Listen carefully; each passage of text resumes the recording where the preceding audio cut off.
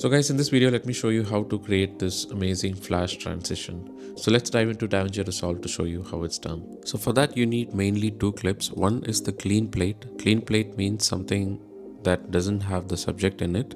So in this case, I have my desk right here. And the second video you would need is the one with the subject. And you need to align this particular clip with the subject on top of the clean plate. So I'm going to select the top clip, right click, and new Fusion clip.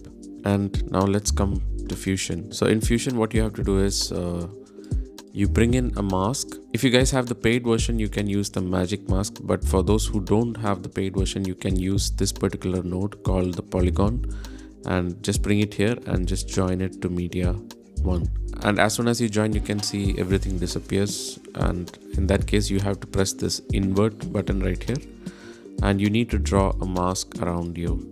You can take as much time to draw this mask, but for the sake of this tutorial, I'm going to speed up this process. I'm just going to draw a rough mask like so, and make sure you join the 2 points from the point you started to complete the mask. Now you need to again press the invert, so only the subject got selected. Now you select the media 1, shift spacebar, brightness contrast node, press add, and you see this blue arrow right here. From this polygon node, you can join it to this blue input, and then you select the brightness node and you can increase the brightness as you like. I'm going to increase it all the way to 1. Now you come to edit page. So how I want it to be is, I want the background, and then I want the subject to appear just for 2 frames. So 1, 2.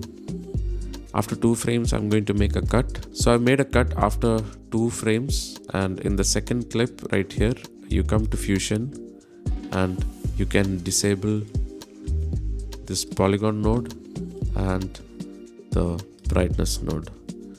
So you will have something that looks like this. Cool, right?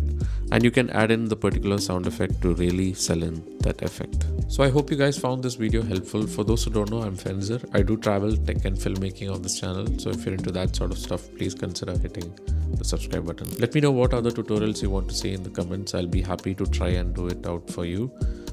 That's pretty much it. Thank you all for watching, and I'll see you all in the next one.